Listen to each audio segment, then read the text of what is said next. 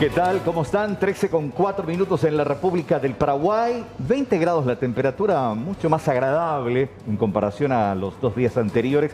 A estas horas en Ciudad Capital, un sol radiante que nos regala hoy la madre naturaleza, como también Diosito desde arriba, porque hizo mucho frío en estos últimos días. Angie, ¿cómo estás? Qué elegante, el negro le sienta muy bien. Muchas gracias, igualmente. ¿Qué tal? ¿Cómo estás? Bien, y con la bota también por el frío. Con la bota, sí, por el frío también. A estas horas ya fuertes vientos. En la sombra hace frío. ¿Sí? Saliendo un poquito en el sol uno siente justamente así como usted dirá, el poncho. Sí, el boriajú poncho. El boriajú poncho. Sí, el boriajú poncho es por aquí. Sí. Bueno, arrancamos 1 de julio. 1 de julio estamos arrancando, sí. Comenzando el segundo semestre del año. Con mucha esperanza, con mucha expectativa, principalmente en torno a las vacunas, que es lo único que nos puede ayudar a combatir este mal de la pandemia. Y bueno, las promesas están hechas como hace muchísimo tiempo. La idea es que se pueda cumplir y vacunar a la mayor cantidad de compatriotas en esa franja. Son 4.300.000 paraguayos. 4.300.000 paraguayos que deben recibir la vacunación, y entre esos estamos hablando de la población vulnerable. Atención también con esto que nos adelantaba en su informe de gestión el presidente Mario Abdo Benítez, que ya se empezaría a vacunar a personas de 18 a 49 años desde este sábado. Con enfermedades de base. Con enfermedades de base. Sí, importante aclarar, no está abierto todavía a todos, sino a aquellas personas que se inscribieron y que tienen alguna enfermedad de base. Así es. Y después se seguirá con la segunda etapa a docentes, militares, bomberos. Exactamente, fue lo que anunció hoy en su informe anual ante el Congreso, que también da pie al arranque de otro año legislativo. Hay muchas críticas, principalmente, como siempre se da en el tema de los autoelogios, que aparentemente omitió algunos temas importantes en torno al país, pero de eso vamos a hablar ya en minutos nada más. Bueno, y julio que viene bastante helado, ahí está. Parece que julio viene con fresco, Julio Iglesias, que está en absolutamente todos los memes, Gracias, Ana. Ana, sí, bueno. Se vino Julio, Y Julio que viene también con las vacunas, Sí. No sé si tienen el meme también con las vacunas. Hay varios memes, de Julio Iglesias que siempre, está en todos los memes, años, Bueno, así es.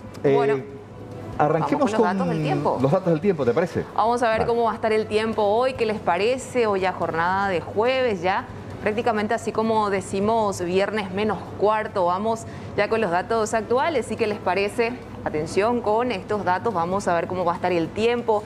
Ya también para los próximos días, 20 grados 4 es la temperatura actual, el cielo que está así despejado, sensación térmica similar, la humedad del 40% y velocidad del viento a 26 kilómetros por hora del sector noreste. Se siente un vientito, sí, bastante fuerte, lo que hace que la temperatura se mantenga todavía bastante fresca.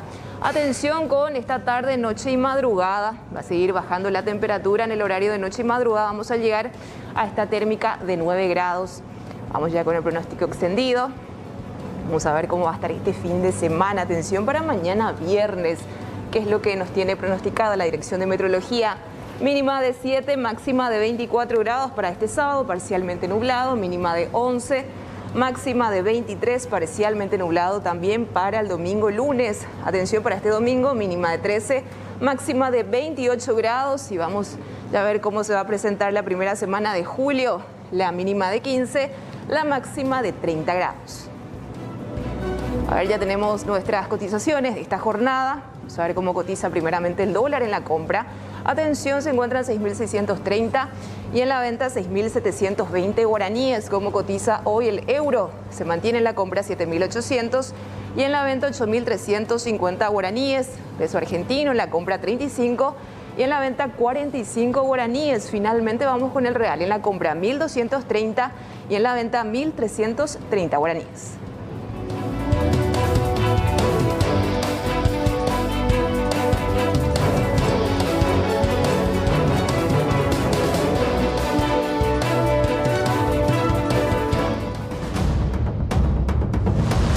Este sábado 3 y domingo 4 de julio avanzamos a la fase 2 con las personas de 18 a 49 años con enfermedades de base en todos los vacunatorios del país.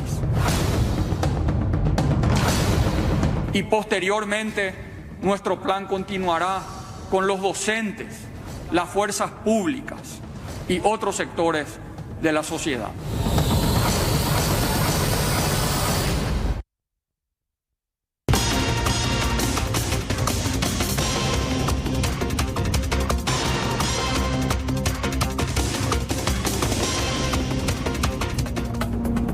Bueno, terrible realmente lo que sucedía en la ciudad de Luque, Carlos, y comentarles también a los televidentes acerca de este siniestro que consumió por completo una carpintería. La familia, los dueños justamente de este lugar nos comentaban que les llevó más de 30 años poder trabajar en esto, poder, por supuesto, tener todo lo que tenían ahí en cuanto a maquinarias, y lastimosamente esto que fue completamente inesperado, una verdadera tragedia, nos decían. Afortunadamente no hubo heridos, pero sí multimillonarias pérdidas. De mi papá, pérdida, sí, bastante, de muchos años. Es prácticamente el trabajo de toda una vida. De toda una vida. Yo crecí con el trabajo de mis padres, de mi mamá y mi papá. Ellos dos se encontraban solos. Recibí la llamada a las 5:36 de la mañana de mi mamá, la cual empecé a llamar a los bomberos. Pero en 10 minutos dice que ya consumió. Muy rápido totalmente. Todo. ¿Ellos a qué se dedicaban? ¿Hay producción de carpintería, muebles? Muebles. Trabajo, sí. Trabajo sobre muebles. ¿Había muchos productos que estaban dentro del tinglado? Así mismo. Maderas y los acerrines. ¿Cómo pudo haber ocurrido esto? Y la verdad que no puedo decirte todavía nada, porque no puedo hablarle todavía a mi papá. Son años de trabajo que aquí se fueron con el incendio. Años de trabajo. Acá que empezamos 28 años aproximadamente. ¿No hubo caso de sacar tampoco estos vehículos? Nada, procuraron, dice, imposible de empujar. ¿Estos vehículos se utilizan para la distribución de las mercaderías? Así mismo, así mismo. ¿Tu mamá y tu papá qué tal están? Acá está mirando cómo se echó a perder. No sufrió un accidente. No, nada, está alejado de nuestra casa y no puedo. Mucha fuerza. ¿Su nombre cuál es, señora? Al verle a mi papá acá al frente. Sí. Tremenda la pérdida. Impresionante. O sea. ¿Cuántos años de trabajo aquí? Y acá 32 años de trabajo. O sea que toda una vida prácticamente. Sí. Dios mío. Son fabricantes especialistas de muebles. Sí, todo lo que se refiere a madera, todo lo que se puede hacer de madera fabricamos. De muebles de pales, todo lo que se puede hacer de madera hacemos. ¿Cómo se percataron de la situación, no? Y un vecino nomás ya nos avisó, ¿verdad? Pero en 10 minutos... Muy rápido, eso es lo que comentaron. La parte del taller en 10 minutos se fue. Claro, porque no hubo ni siquiera tiempo para sacar los camioncitos, veo. Quisimos sacar los camioncitos con los vecinos y ya venía el juego encima de nosotros y dejamos, porque perder nuestra vida era más jodido que cualquier otra cosa, ¿verdad? Y sinceramente muy rápido fue, ¿no? Estos camioncitos estaban operativos, ¿no? Sí, hacían reparto. Pero gracias a Dios, a mí y a mi familia, no le ocurrió nada. Nada.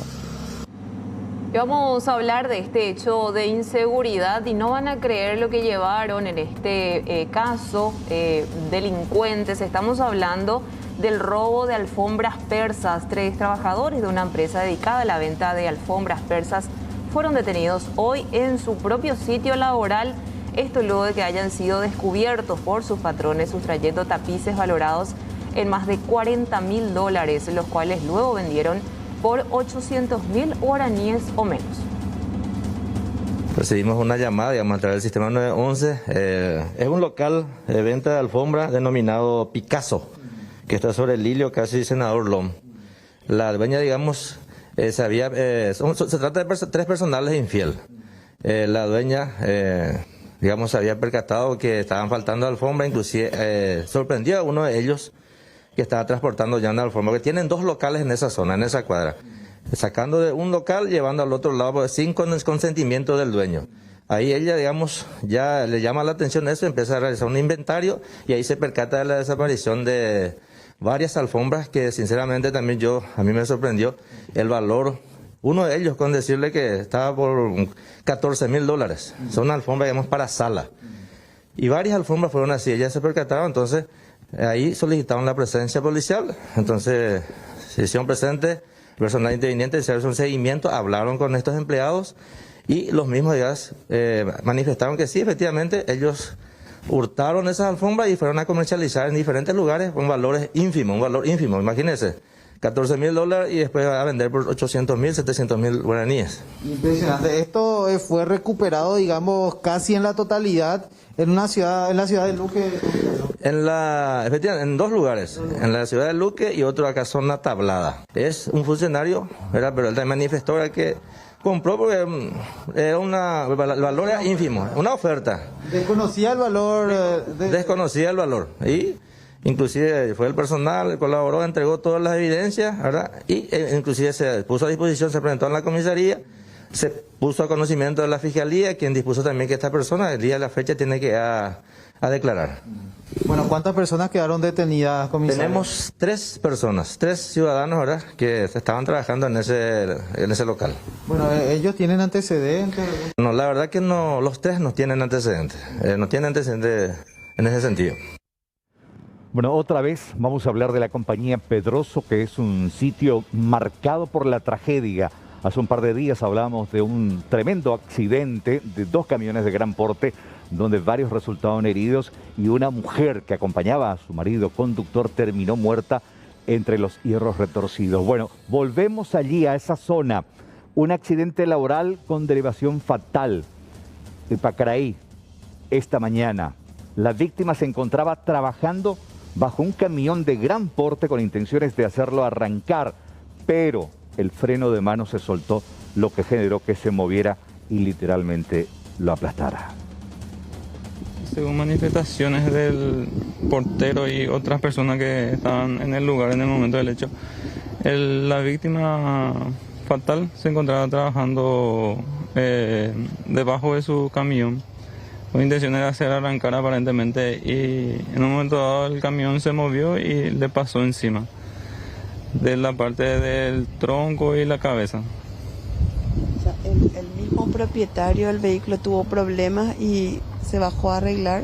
Se bajó a tratar de reparar algún desperfecto que tenía el camión, y en ese momento el camión se movió y las ruedas le pasaron por encima de su humanidad. Él traía acá para la cooperativa la madera. Sí, traía madera para los hornos acá de la cerámica. Un trabajo que hacía hace mucho tiempo, dicen la gente de acá. Conocido, hace muchos años que trabaja con ellos. Sí, desde hace mucho tiempo ya es nuestro proveedor. Un accidente lamentable. Sí, lamentablemente, accidente de trabajo. Sí. ¿Y ustedes se van a estar ocupando también? Claro que sí, sí, ya nos ofrecimos ya a la hija, a la señora madre. Estamos dispuestos a ayudarle. Él fue el que se metió debajo de su vehículo. Sí, él. Siempre, la verdad que su compañero le dicen luego que siempre suele hacer así. Y le avisan para lo que hace así, porque se apeligra mucho, pero él... ¿Para qué se metió supuestamente? ¿Qué le pasó? Y tenía problemas de arranque en su vehículo. Sí, sí. Y estaba solo, no tenía ayudante. Y entonces él ahí se fue para arreglar. Sí, estaba abajo, estaba arreglando. Y según dicen lo que entiende, de vehículo se soltó del cambio. Y vino el camión y le pisó así. Vamos a ver este hecho en imágenes de circuito cerrado, es que estamos hablando nuevamente de otro golpe por parte de los conocidos como tortoleros. Y esto ocurría en el estacionamiento de un gimnasio, donde estos sujetos aprovecharon la poca concurrencia para romper la ventanilla del vehículo de una nutricionista y se llevaron su cartera con más de 2 millones de guaraníes. El hecho quedó completamente grabado y los autores demostraron mucha destreza. Y astuto aparentemente conforme al circuito cerrado observado, que ya también obra en poder los investigadores para proseguir y tratar de la identificación de esta persona y en consecuencia solicitar su orden de captura. Hay una denuncia escrita por medio de esta dependencia, remitido ya a la instancia fiscal, con todos los detalles que contenía dicha cartera. ¿Qué contenía justamente, comisario? Tenía documentos varios, dinero en efectivo de peso argentino y en guaraní. Todas esas circunstancias pormenorizadamente fueron documentadas como corresponde y reitero, fueron remitidos a la instancia fiscal para su posterior solicitud de alguna orden de captura en contra de esta persona. Esto era el mediodía, ¿no? Hora del almuerzo, mucha gente. Sí, aproximadamente a las 13:15 horas ocurrió el hecho, conforme al circuito. Comisario, y además habían otras personas en el lugar, pero nadie se percató prácticamente, ¿no? Sí, efectivamente, no, en el momento nadie se percató del hecho ocurrido.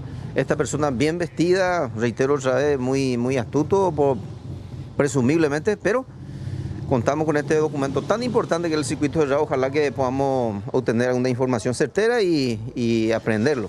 ¿La cantidad de dinero aproximado, comisario? 280.000 pesos y aproximadamente cerca de 500.000 guaraníes en efectivo. Mucho dinero, Sí, efectivamente, sí, señor. Comisario, ¿y es un sector donde hay mucha concurrencia de personas también? No, normalmente tenemos una buena cantidad de personas. En ese horario también tenemos una institución pública, el INDER, y mucha circulación de personas a ese horario. ¿Aportaron algunos datos, testigos o algo? Se está recabando toda esa información, creo que va a ser de mucha utilidad y ojalá que, reitero otra vez, se pueda tener una información positiva para que se le pueda identificar plenamente a esta persona.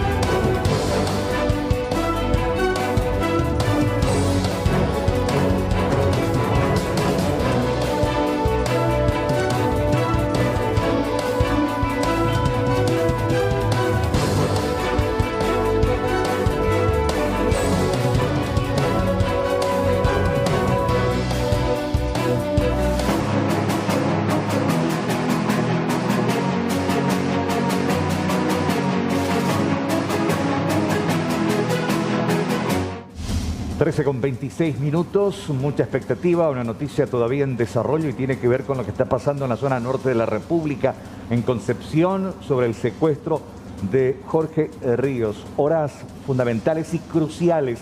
La tenemos allí a la compañera Judith Colexa en vivo y en directo. Buenas tardes, Judith, bienvenida.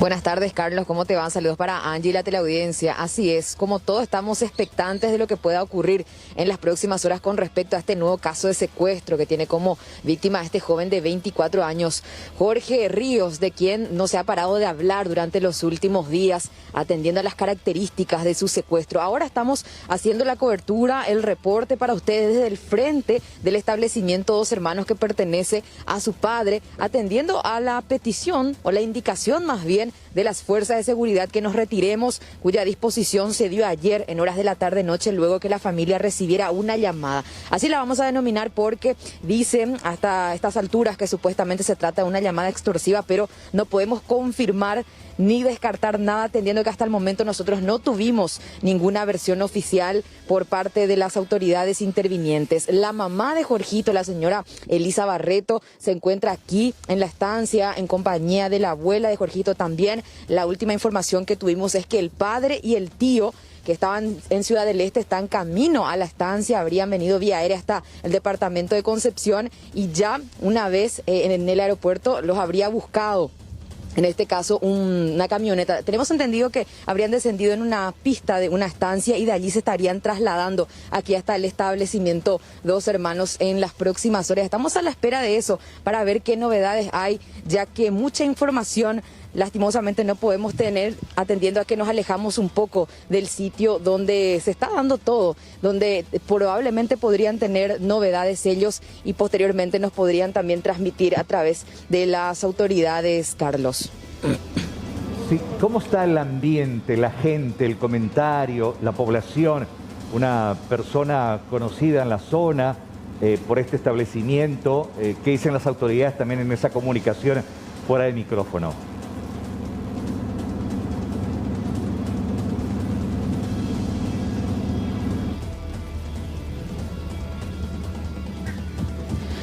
Bueno, estuvimos hablando con los vecinos, con las personas de la zona de Puenteciño con respecto a esta familia. Mencionan que son considerados como personas muy agradables, que ayudan, son solidarios. Los integrantes de la familia Ríos Barreto, que constantemente están colaborando con sus vecinos, incluso para que ustedes tengan una idea, en horas de la tarde, desde que se le llevó a Jorgito, un grupo de vecinos se acerca para hacer una cadena de oración aquí en el lugar. Hacen una misa aquí en este caso estamos hablando con la abuela del joven secuestrado, y esto se repetiría hoy en horas de la tarde, cerca de las 17 horas aproximadamente, según lo que nosotros pudimos acompañar en estos días, y de esa manera se está desarrollando la situación aquí en el lugar, Carlos. Bueno, vamos a estar muy pendientes, realmente una noticia que ha impactado precisamente al país por las características, por el joven, por el testimonio de la madre y por las circunstancias en las que se dio también este hecho, que la familia ayer insistía en que todos, periodistas, policías, fiscales, abandonen la zona para que ellos puedan comenzar este canal de comunicación y así poder lograr la liberación del joven. Un joven que, bueno, circunstancialmente estaba allí, decía la madre, tiene una hija o un hijo pequeño de 1 año, tiene problemas respiratorios y hay mucha preocupación por parte de la familia sobre su estado de salud principalmente, Judith.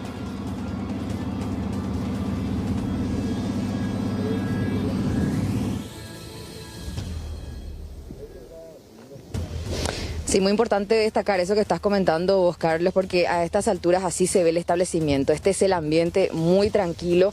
Ya se retiraron las fuerzas de seguridad, los agentes de la Fuerza de Tarea Conjunta. Hoy temprano también de a poco fueron abandonando el sitio, atendiendo este pedido de que no intervengan. Así que atendiendo todos esos aspectos que se han llevado a cabo hasta el momento, también la retirada de la prensa, de los equipos que estábamos realizando la cobertura desde el lugar ayer, probablemente podríamos tener noticias, de eso estamos expectantes, así que en la medida que se pueda vamos a estar informándoles con respecto a los datos que nos van llegando, Carlos. Vamos a seguir aquí desde la zona realizando la cobertura, informándoles también. Bueno. Excelente, gracias. Gracias, Judith.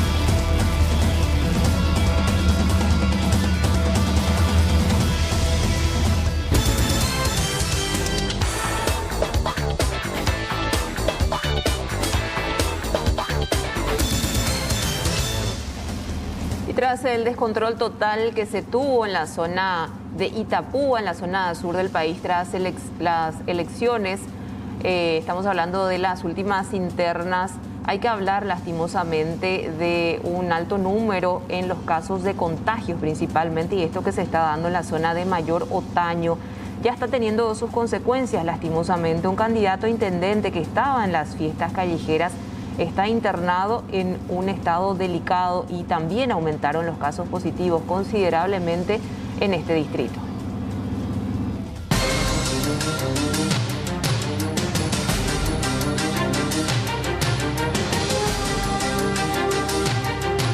Y lo que se temía, los festejos descontrolados post elecciones en el departamento de Itapúa ya tienen sus consecuencias. El candidato a la intendencia de Mayor Otaño está con COVID positivo, internado y en estado grave en un centro asistencial, al igual que el precandidato que ganó las elecciones en el distrito de Fran. Ambas personas están graves y los casos en los distritos en donde los videos se viralizaron aumentaron considerablemente según las autoridades sanitarias. El día del martes, por ejemplo, a la mañana recibimos información de que los precandidatos, ¿verdad? 2 precandidatos prácticamente conocidos del departamento estaban con un cuadro relativamente grave y fueron, o sea, uno de ellos, que es de Mayor Otaño, fue remitido a lo que es Alto Paraná, Ciudad del Este, estaba internado. El día de ayer recibimos otra información de que otro precandidato de acá del departamento, que es Fram, también está con un cuadro delicado, está acá en la capital del departamento, internado en un sanatorio privado. Y bueno, hablando de lo que fueron los resultados o los casos, ¿verdad?, por elección, entonces eso es lo que recibimos la información. Sí, lastimosamente se empezaron a recibir algunos informes, ¿verdad? Es más, con algunos casos inclusive que tenemos en los reportes diarios de casos positivos, subió un poquitito con lo que era la semana pasada. La semana pasada teníamos alrededor de máximo 120, había días que teníamos solamente menos, inclusive menos de 100. En el transcurso de esta semana estamos manteniendo por encima lo que es 100 casos diarios. Ayer, por ejemplo, tuvimos un reporte de 147, el día anterior de un poco más de 100 también. Y prácticamente todos los días estamos teniendo el reporte, o sea, un poquitito elevado comparado con las semanas anteriores. Sí, o sea, lo que no tenemos, ¿verdad?, ninguna evidencia de que si respetaron o no respetaron los protocolos, ¿verdad? Pero sí, inclusive corrieron la semana pasada, como fue de público conocimiento, muchos festejos, ¿verdad?, sin cumplir con los protocolos. Y por eso, ¿no?, ahora en estos casos, por ejemplo, de estos precandidatos no tenemos ninguna evidencia de que si se cumplió o no se cumplió, o si la infección fue en el transcurso de lo que fue su festejo o no, si ya estuvo infectado antes, ¿verdad? Pero sí, lo que tenemos es ahora lo que ya sería la consecuencia, ¿verdad?, que es estos dos precandidatos que están en un cuadro delicado. Las autoridades no descartan que los casos sigan aumentando, teniendo en cuenta que no se cumplió ningún tipo de protocolos para estos festejos descontrolados y lamentables que se tuvieron tras las elecciones.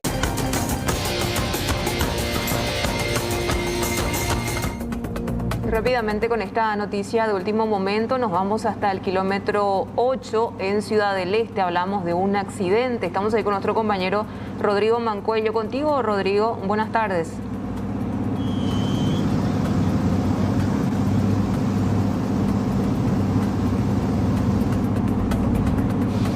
Bueno, vamos a retomar la comunicación. Estas son imágenes en vivo y en directo. Estamos hablando de este percance, por lo menos hasta ahora, por lo que vemos, bastante aparatoso y grave, por cierto. Ocurrió en el kilómetro 8, que es de la ruta internacional que lleva hasta la capital del Alto Paraná, todavía en la jurisdicción de Ciudad del Este.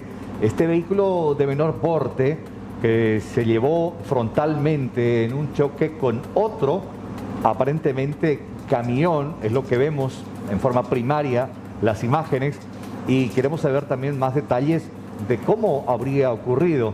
Ya está con nosotros ahí, vamos a retomar la comunicación con Rodrigo Mancuello, quien está precisamente haciendo la cobertura en vivo y en directo. Mucha gente, ya la intervención de las autoridades y también del sector privado para poder rescatar, quitar y llevar este vehículo de allí. A ver, Rodrigo, ¿me escuchás? Buenas tardes, Carlos. Buenas tardes también a Angie y toda la teleaudiencia de C9N. Efectivamente, es un aparatoso accidente que ocurrió aquí en el kilómetro 8, específicamente sobre la ruta internacional, compañeros, varios vehículos que se encuentran movilizándose en estos momentos y lamentablemente tenemos que reportar este accidente. Afortunadamente no hay víctimas que lamentar, pero sí que daños materiales, como podemos ver en imágenes, el cual involucró un vehículo particular y un camión de mediano porte, podemos decir. En estos momentos el vehículo particular justamente estaba viniendo desde Mingaguazú hasta Ciudad del Este y el otro estaba yéndose en dirección contraria. Bueno, esta parte justamente es el retorno y eso justamente propició que los dos rodados puedan colisionar. Vamos a tratar de hablar justamente aquí con uno de los involucrados. Bueno, amigo, vos sos uno de los involucrados en este accidente. Sí, señor, yo soy el chofer del camioncito. Bueno, comentanos un poco qué pasó exactamente, porque vemos que aparatoso fue el accidente aquí. Exactamente, el señor venía prácticamente, no sé si no conoce la ruta o no, porque vino 4 vehículos, vienen de aquellos lados, 2 a 2. Él se adelantó y atropelló el Lomada. Este vehículo que estamos viendo... Sí. atropelló la loma y chocó casi por el tramo ya. Por el costado de tu camión. Sí, ¿dónde está la rueda? Sí. Por la diferencial, ¿dónde está la rueda? Ya. Ahí mismo chocó. Entonces me volaron acá, casi en el medio de la banquina nomás, yo crucé todo ya. Claro, este es el retorno, justamente ustedes colisionaron. Sí, sí. Y entonces los cuatro que vienen me dieron el paso. Y yo pensé que como los otros me dieron el paso, él se iba a frenar también. Si vino, está viniendo. Entonces yo pasé tranquilamente. Pero él venía a altísima velocidad. Eso quiero que alguien controle su velocímetro, como queda. Eso hay que controlar porque si no, si hay un bebé, no sé si APM, y ya cambia la cosa, ¿verdad? Este es tu camión, afortunadamente también no hubo... ¿A vos no te pasó nada? No, gracias a Dios. Es una desgracia con suerte para mí. Gracias con suerte. Bueno, este te pertenece a este robo. Sí, mi elemento de trabajo es. Yo estoy yendo de mi casa para almorzar y para traer más mi herramienta, lo que necesito en el trabajo. Así mismo. Sí. Así mismo. Bueno, ¿cómo es tu nombre? Neri Felipe Villaverde. Neri Villaverde. Bueno, muchísimas gracias. Él es justamente, compañeros, el conductor de este camión. Él dice que el otro vehículo, justamente que colisionó contra su rodado, es el que venía a altísima velocidad. Vamos a tratar también de hablar con el otro conductor si se encuentra. Bueno, muy buenas tardes, subcomisario Hugo García. Esta colisión que ocurrió aquí, también en varios vehículos que se están movilizando en estos momentos, pero afortunadamente no hay víctimas que lamentar. Gracias a Dios no hay víctimas que lamentar, ya resultó ileso los conductores. Así mismo. Se le practicó la prueba del alcotés a los dos conductores, tengo entendido. A los dos conductores, lo cual resultó cero negativo a ambos. Sí, según la víctima, uno de los involucrados en este accidente, el conductor de este vehículo particular estaba viniendo a altísima velocidad, se estaba movilizando a altísima velocidad. ¿Ustedes qué información tienen hasta el momento? Así dijo el conductor del camioncito, porque no hay otro testigo que quedaron para contar, ¿verdad?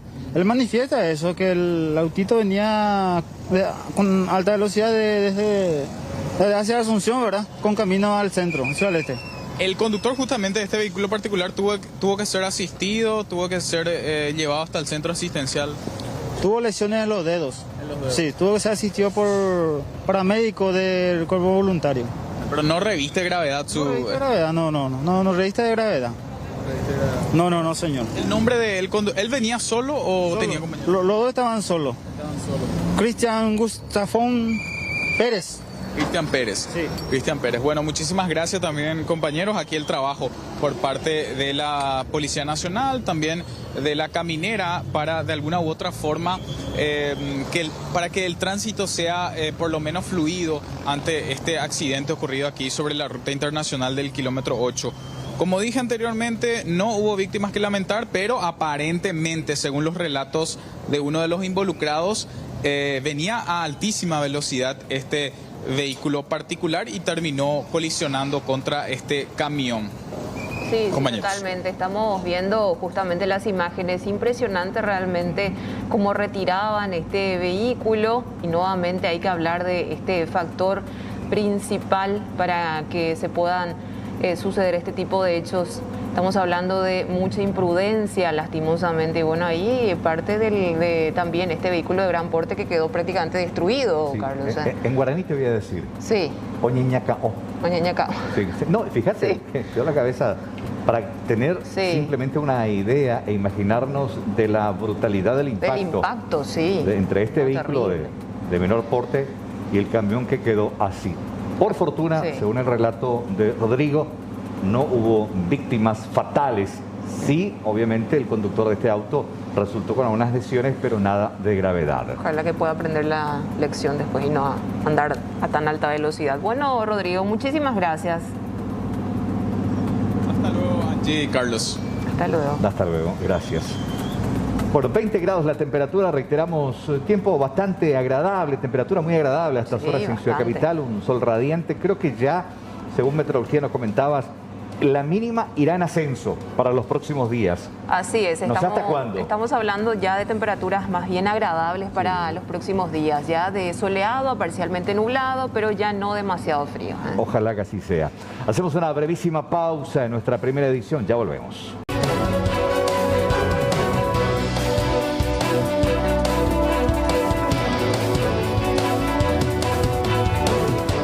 Horas con 4 minutos ya en esta siesta de jueves 1 de julio. Vamos con la actualización de los datos del tiempo. ¿Qué les parece? Vamos a ver cómo va a continuar esta jornada. Atención con los datos porque a estas horas tenemos una temperatura realmente bastante agradable de 20 grados 6.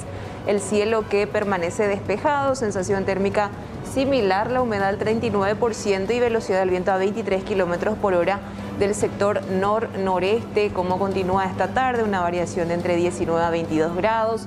Noche y madrugada nuevamente de fresco a frío. La noche de 19 a 14 grados.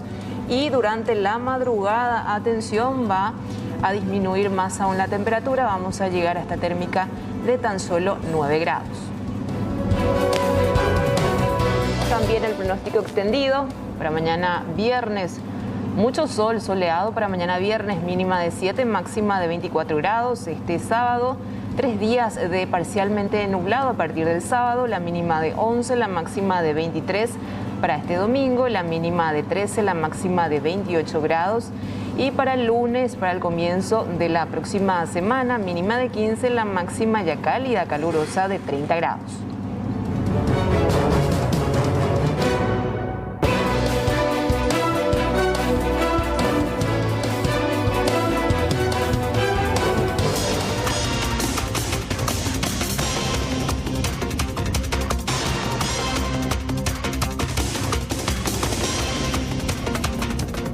Bueno, vamos a hablar de lo que pasaba esta mañana y tiene que ver con el informe de gestión, un proceso constitucional anual del presidente de la República y lo hizo en forma virtual desde el Palacio de López.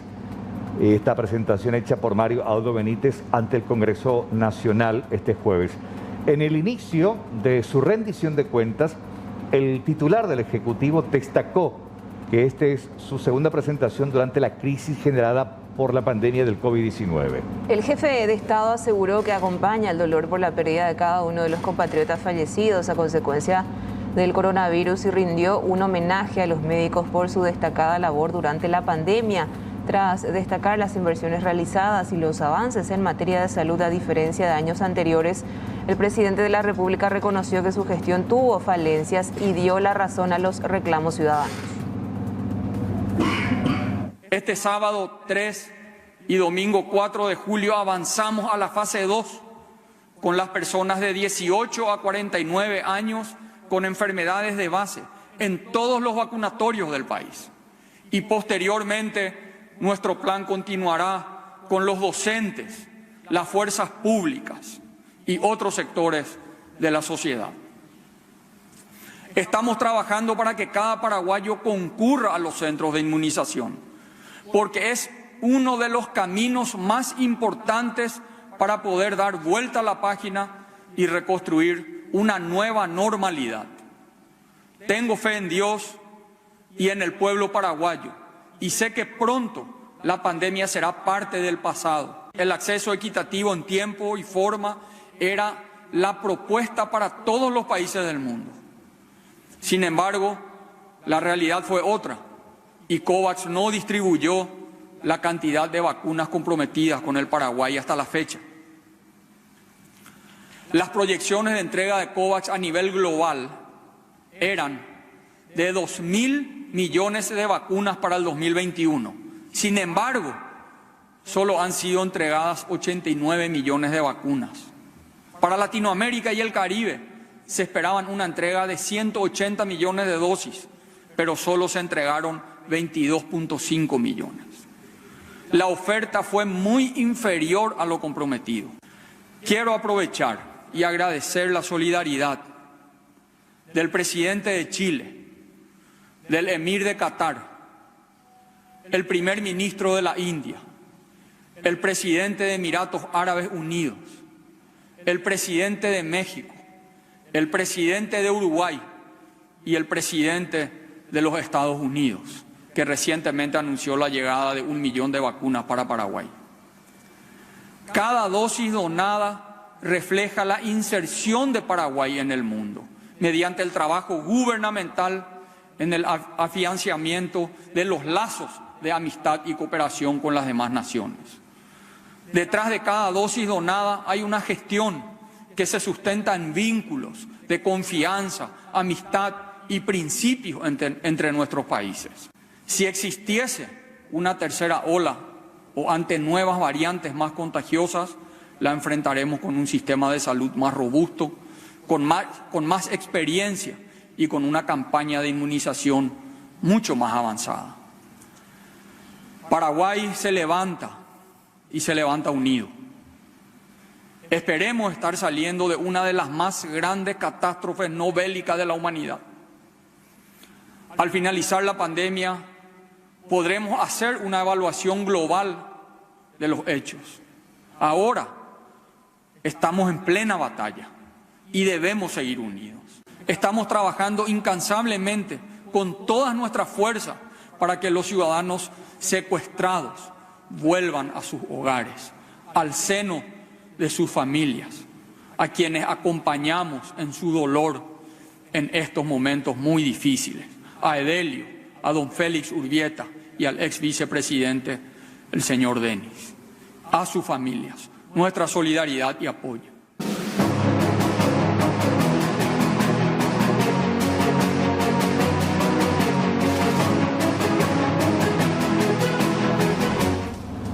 Doctor Hernán Martínez, desde Salud Pública, ¿cómo te va? Muy buenas tardes.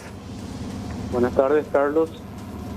Aquí conversar contigo. Con Angie, bueno, estamos tratando de entender un poco el proceso que se va a dar, que ya lo anunció.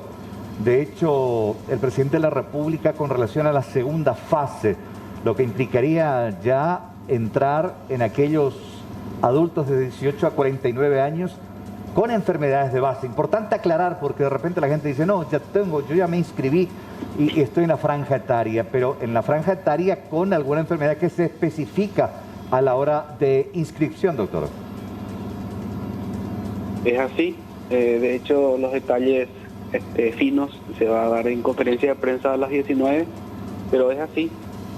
Aquellas personas que están en la franja etaria de 18 a 49 con alguna enfermedad de base, vamos a requerir solamente el certificado expedido por un profesional médico que certifique que digamos, la persona está padeciendo de esa enfermedad y con eso se va a proceder a la inmunización.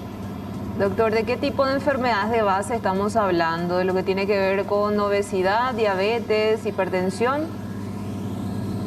Claro, entonces el ejemplo de la obesidad. La obesidad es una enfermedad de base. Entonces, lo que se va a solicitar es un certificado médico donde haya un facultativo que haga de constancia de que el paciente sufre de esa enfermedad. Tenemos que saber que la obesidad es una enfermedad. Entonces, con un certificado médico simple, que no hace falta que esté visado por el ministerio, ¿verdad? Simplemente con eso es suficiente. De todos modos, no quiero adelantarme, porque la conferencia de prensa en unas horas se van a dar todos los detalles correspondientes a esta jornada de vacunación. ¿Qué vacunas se van a utilizar para esta campaña que arranca el fin de semana, doctor? Sí, se va a utilizar la Sputnik. La Sputnik, ya. Sí, señor. ¿Todavía hay lotes de AstraZeneca? Sí, señor. Justamente se están reservando ya para la segunda dosis. Tenemos que acordarnos de que las AstraZeneca no se están aplicando a menores de 50 años, entonces en este caso se va a utilizar esta plataforma. Y también las sobrantes de Moderna, ¿no? Porque hay también algunas dosis sobrantes justamente que ahora mismo ya se va a completar con esta franja también. Y teniendo en cuenta que este fin de semana llega otro lote importante, doctor. Sí, en un principio estaríamos con la Sputnik, ¿verdad? Pero si se necesita, claro que se va a usar también la plataforma que estamos teniendo todavía, sin ningún inconveniente. ¿Van a estar habilitados todos los vacunatorios, doctor? Sí, Carlos, es importante la pregunta y hoy vamos a sacar la lista en la conferencia de prensa. Resulta ser que nosotros tenemos que tener la logística como para poder garantizar la cadena de frío de esta plataforma que tiene sus exigencias. La gran mayoría o casi todas las regiones tienen los ultra freezer para conservar las vacunas, así que por lo menos en cada cabecera regional vamos a tener un vacunatorio, pero como digo, no podemos arriesgar, por ejemplo, en un vacunatorio que no reúna las condiciones para mantener la cadena de fríos. De todos modos, se va a anunciar hoy a las 19 la lista completa de los vacunatorios. ¿Cuántas vacunas tenemos disponibles para esta segunda etapa, doctor? Nosotros tenemos 200.000 de las Sputnik que llegaron, ¿verdad? Entonces, como mínimo tenemos esa cantidad, pero también tenemos algunas que otras reservas, ¿verdad? Si es que hace falta en algún momento. Y estamos también esperando recibir más biológicos este fin de semana. Y sobre una base de cuántos registrados, porque tienen acceso a esa información de la plataforma, ¿cuántos están registrados en esa franja etaria con alguna enfermedad de base que va a requerir de la vacunación? Bueno, las cifras exactas no sé, pero son mucho más que 150.000 personas. De hecho, siempre hacemos el histórico de los que se registran y qué porcentaje acuden, ¿verdad? Claro. Así que está garantizado por lo menos con ese número, de tal manera que todos puedan recibir las vacunas este fin de semana y después continuar ya con los que vayan llegando. ¿Sería por la cantidad de dosis circulantes ahora mismo de Sputnik que van a utilizar preferentemente esta vacuna y no la AstraZeneca, doctor? O teniendo en cuenta de que hoy en día también uno cuando va a los vacunatorios, de repente hay personas que eligen, no, yo quiero la Sputnik o yo quiero Moderna y no tanto la AstraZeneca por el miedo o por el temor que pueden infundir por la mala publicidad que tienen justamente, doctor. Sí, hay que recordar que la AstraZeneca no estamos aplicando a menores de 50 años y esta franja etaria justamente son menores de 50 años, o sea que no vamos a utilizar la AstraZeneca en estos casos. Entiendo. Ya, importante entonces, el proceso se va a anunciar hoy con más detalles a las 19 horas. Esto arranca ya el fin de semana. ¿Y cómo está el trabajo para lo del autódromo Exarati, doctor, que va a ser fundamental para la otra gran campaña que se prevé podría ocurrir en este mes de julio? Sí, claro, los trabajos se están intensificando, quizás ya la semana que viene, a inicios de la semana que viene ya esté listo. El trabajo es incesante de tal manera de tener preparado. Vamos a hacer una prueba de vacunación con un grupo que se va a anunciar oportunamente, de tal manera que no quede nada librado al azar. Uno de los vacunatorios donde esperamos la mayor cantidad de personas, hasta 8.000 vehículos, y suponiendo que en cada vehículo vayan 3 personas para la inmunización, ¿verdad? O sea, va a ser un número importante de personas y ojalá que así sea, porque este es el momento de aplicar todas las dosis que están llegando y que ese entusiasmo a través de ustedes se vaya multiplicando, ¿verdad? Hoy en día la vacunación es un privilegio y no podemos perderlo. Sí, totalmente, doctor. Acerca de este fenómeno que estamos observando ya desde hace varios días, a pesar de la logística, de la campaña, de toda la publicidad que se está teniendo para que la ciudadanía pueda acudir hasta los vacunatorios, en los últimos días, lastimosamente, mermó bastante la cantidad de gente que acudía. ¿A qué se debe esto? ¿Hay una explicación, doctor? Mira, quiero decirle que es por el frío nada más, ¿verdad? Porque nosotros tuvimos en un momento dado, llegamos a tener 18.000 por día y estábamos muy contentos por esa cantidad, ¿verdad? Esperemos que haya sido el frío, esperemos que este fin de semana volvamos a tener esa cantidad de personas, porque eso también tiene su efecto multiplicador. Parece que la gente cuando ve que hay vacunatorios llenos, pareciera que dice, bueno, tengo que irme, ¿verdad? Es lo que queremos, ¿verdad? Así que esperemos que haya sido el frío nada más lo que hizo que mermara un poco la cantidad de personas. Doctor, finalmente de mi parte, Sputnik segunda dosis, porque es la única vacuna que sus componentes son diferentes. Argentina comenzó a tener inconvenientes por la falta de esta segunda dosis y su aplicación. ¿Cómo estamos en ese sentido en Paraguay, doctor? ¿Hay una fecha estimativa, tomando como referencia la aplicación de hace 2-3 meses? El tiempo que se establece y se pide para la segunda dosis, ¿ya tenemos eso o estamos esperando a que venga ese lote, doctor? Claro, se está esperando, ¿verdad? Pero las conversaciones ya se realizaron y el compromiso por lo menos de la empresa proveedora es que antes de las 12 semanas estarían acá las segundas dosis, ¿verdad? Yo siempre dije que creo que la primera interesada en tener las 2 dosis es la empresa farmacéutica, porque sabemos que una dosis no tiene el efecto del escudo protector inmunológico que se desea, ¿verdad? Pero de todos modos el compromiso es que antes de las 12 semanas estén acá las segundas dosis. Excelente. Doctor Hernán Martínez, como siempre, muy amable para con nosotros. Muchas gracias, hasta luego. Hasta luego. Bueno, igual, de hecho, los detalles más específicos se darán a conocer esta tarde-noche, a las 19, cuando se realice la conferencia de prensa.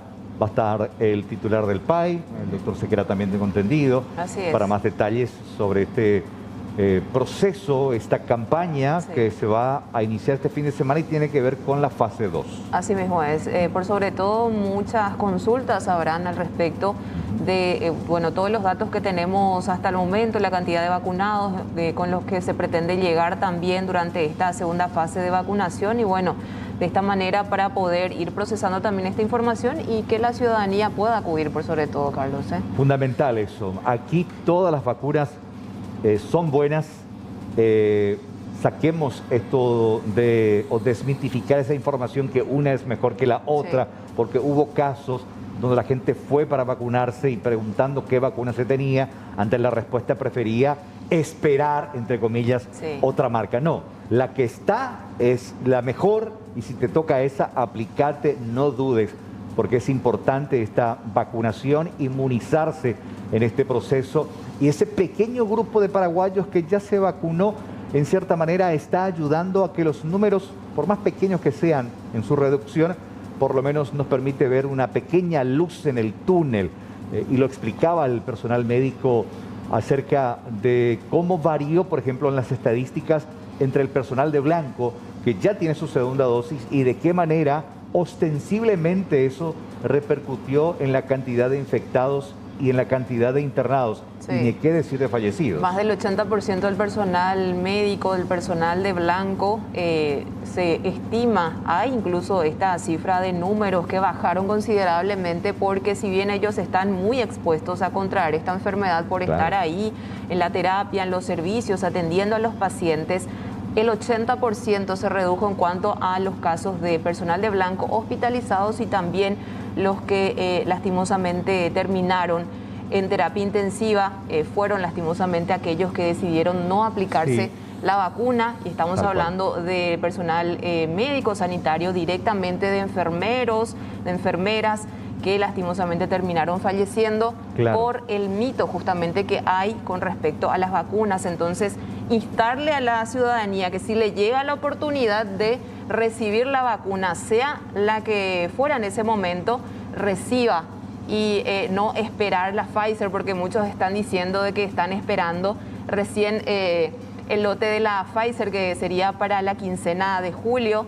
Entonces están esperando recién ese momento para inmunizarse. Y acá es una lucha contra reloj. Hay que inmunizarse ya, y más todavía hay que esperar justamente, no hay que esperar más tiempo, porque estamos en una lucha contra reloj. Totalmente, ya perdimos mucho tiempo. Perdimos mucho tiempo.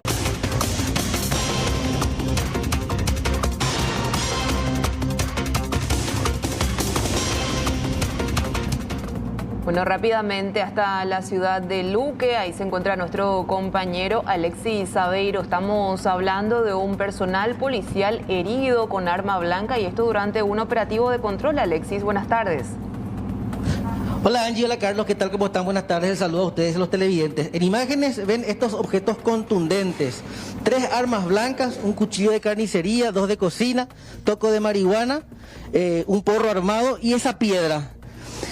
Con esa piedra, además de herir al personal, intentaron también lesionar a otro en el operativo. Estas personas que fueron interceptadas por los agentes de la comisaría tercera durante un operativo de rutina. ¿Qué es lo que pasó en ese interín?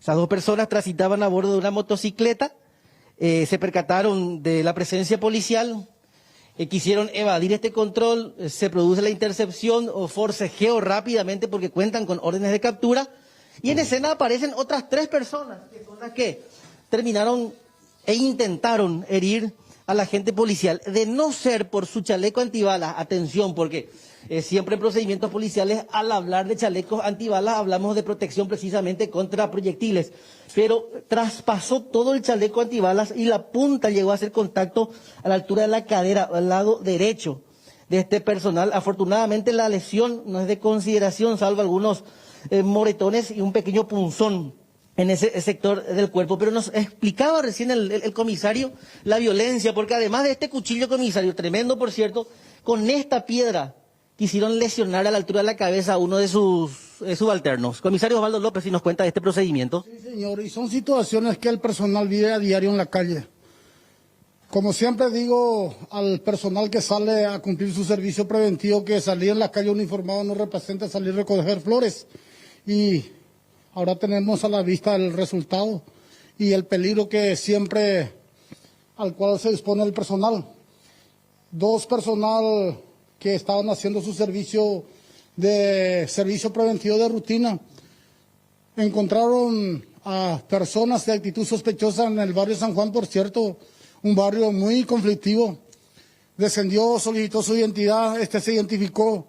Al ser consultado su identidad, se registró orden de captura por hurto agravado. Cuando el interviniente le colocó la esposa, fue atropellados por 3 personas más de 6 masculinos que resultó ser hermanos de ellos. Uno de ellos intentó agredirle en la cabeza con esta piedra que usted tiene a la vista. Enorme la piedra. Sí, señor, sí, señor. Se esquivó de ese personal. En ese interín, otro de los hermanos con este cuchillo que ustedes tienen acá. El de carnicero. Sí. Con le agredió al personal de espaldas. Si no fuese por el chaleco, el chaleco tiene un refilón del cuchillo. Traspasó el cuchillo la parte donde está el cierre magnético, también traspasó el uniforme de hacia atrás y le llegó a alcanzar a la altura de la cintura. Si no fuese por el chaleco, a lo mejor bien le podría ocasionar una lesión grave, le podría alcanzar fácilmente con este cuchillo. Imagínese el intestino grueso, que es órgano vital del organismo vital del cuerpo humano, pero gracias a Dios y gracias al chaleco, en esa situación no se encuentra el personal. En ese interín no tuvo otra alternativa de que hacer uso del arma.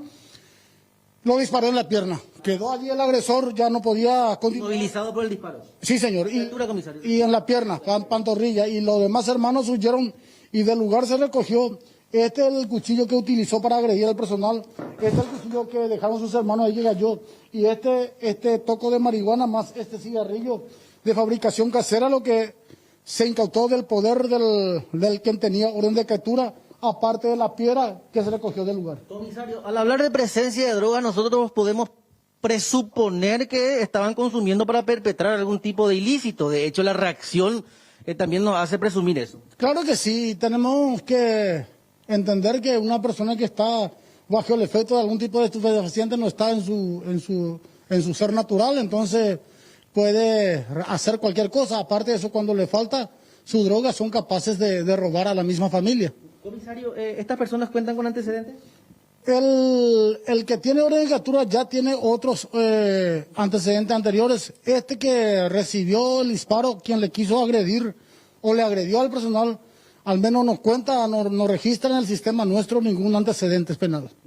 El oficial en este caso, ayudante Jonathan Ayala, el herido, su herida no es de consideración. Felizmente y gracias a Dios, y gracias a que tenía el chaleco antibala, la herida no fue grave, porque de no ser así, la historia iba a ser otra para el suboficial. Comisario, hoy cumple 2 años de servicio en esta dependencia policial. Tengo entendido que de alguna u otra manera también esto refleja y sacar de circulación a delincuentes el trabajo que están realizando acá. Sí, señor, efectivamente, hoy hace 2 años que vine a hacerme cargo de la comisaría en el 2019 y No podemos tampoco desconocer que no pudimos erradicar hechos delictivos, pero sí se contuvo bastante.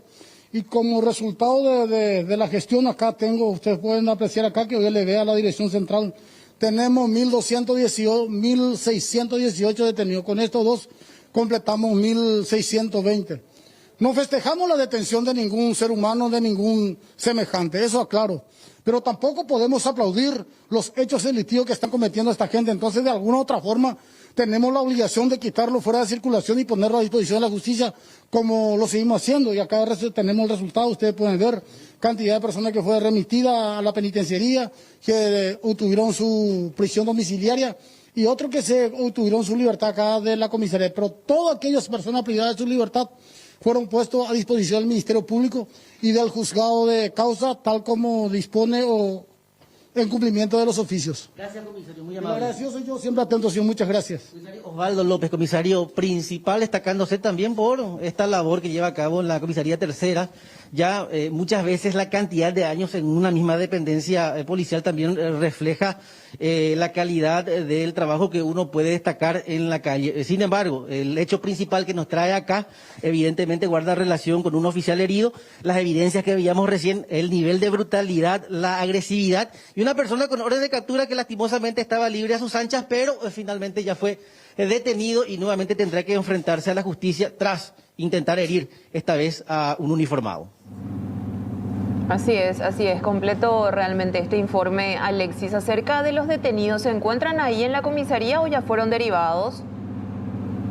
Ellos fueron derivados para la atención médica en el hospital de Luque, teniendo en cuenta que uno tiene una herida de arma de fuego a la altura de la pantorrilla, tengo entendido, comisario, y el otro es sometido a la inspección médica correspondiente, que es el protocolo cuando se dan las detenciones. En cuanto al oficial herido, Alexis, ¿también fue trasladado hasta un centro asistencial? En este caso, oficial herido, al no ser de gravedad, ¿sigue prestando servicio o ya se le dio el día libre, comisario? No, sigue todavía, porque dejarle libre a un personal es difícil, y felizmente y gracias a Dios la lesión no es grave, ya fue asistida en la parte médica y continúa con su servicio preventivo. Sí, señor. Gracias, comisario. Bueno, oficial herido que no es caído, afortunadamente, siguiendo y continuando con sus labores de seguridad. Bueno, gracias, Alexis, como siempre, excelente. Hasta luego. Hasta luego. Tremenda la posición que tiene el personal. Sí, no. Sale a la mañana temprano y no sabe, muchos dicen, si va a volver o no sano a la casa, porque se expone justamente a este tipo de violencia en las calles. ¿Hacemos una pausa? Sí, ya volvemos. De hecho, ya se venía anunciando acerca de esto que rige a partir de hoy, 1 de julio, esta transición para la concienciación, por sobre todo en el uso de bolsas de plástico, y esto que tiene que ver directamente con los comercios, para poder ir eliminando el uso en los supermercados y comercios en general y poder sustituirlas por bolsas reutilizables, Carlos. Exactamente. Referentes de la Cámara Paraguaya de Supermercados realizaron una conferencia de prensa donde explicaron detalles de la implementación de esta nueva ley. De ahora en más, los compradores deberán acudir a los comercios con bolsas reutilizables y así desarrollar hábitos amigables con el medio ambiente a través del reciclaje. Para anunciar el inicio de la reglamentación, de la aplicación de la reglamentación de la famosa ley que desde el 2015 fue sancionada y bueno, después de un largo consenso con la industria plástica, con el Ministerio de Industria y Comercio, hoy por fin, digamos, estamos lanzando y poniendo en aplicación todo esto, ¿verdad? Con esta campaña lo que queremos hacer es promover el uso inteligente y eficiente de las bolsas de plástico, como dice la ley. Nosotros estamos haciendo todo esto en el mandato de una ley que estamos obligados a cumplir, ¿verdad? Esta ley nos permite y nos obliga a tener unas bolsas más gruesas, que son unas bolsas certificadas. Después la directora del INTN va a dar más detalles sobre las características de las bolsas y la certificación que tiene, que es una garantía para el público también, ¿verdad? El sello de certificación. Y bueno, a partir de hoy se van a estar cobrando las bolsas de plástico en línea de caja, 200 guaraníes, que es el monto mínimo que se puede, que nos recomienda cobrar el Ministerio de Industria y Comercio, y nosotros vamos a cobrar el monto mínimo también. La idea es que la gente pueda traer sus bolsas de vuelta. Esta es una campaña donde lo que hay que tener en cuenta es que la reutilización de las bolsas es la bandera de toda esta movida. Entonces, con eso y el uso también de otras bolsas, como por ejemplo bolsas de tela, bolsas de TNT, después el viceministro Godoy va a dar más detalles de los acuerdos que vamos a tener con Capasu para promover la venta de algunas bolsas especiales, digamos, por llamarlo de una manera, con responsabilidad social. A nosotros nos place comentar un poco cuál es el rol del INTN, que muchas veces escuchamos pero realmente no entendemos qué rol juega, y en este sentido y para este efecto en particular juega un rol técnico sumamente relevante, que es el definir a través de una marca, o el declarar a través de una marca el cumplimiento de unos requisitos técnicos establecidos que garantizan que esta norma que esta bolsa es realmente reutilizable. Para nosotros esto fue un desafío también importante porque, como ya varias veces lo comentamos, no es solamente establecer una ley. Esa ley tiene un fundamento técnico, tiene especificaciones técnicas, los cuales los industriales tienen que adaptar su proceso de fabricación, pero tiene que haber una instancia técnica a través de ensayos que garantice el cumplimiento de esas especificaciones. Entonces, el INTN también hizo un esfuerzo importante en el mes de diciembre con la decisión unánime de Industria, Ministerio de Industria, la Capasu sobre todo, que lideró este proceso también, y nosotros de ponernos la pila para hacer efectiva e implementar en la menor brevedad posible esta ley. El INTN adquirió equipamiento y hoy tiene las condiciones necesarias de acompañar esta iniciativa y realmente ser un respaldo tanto para la industria como para el Ministerio.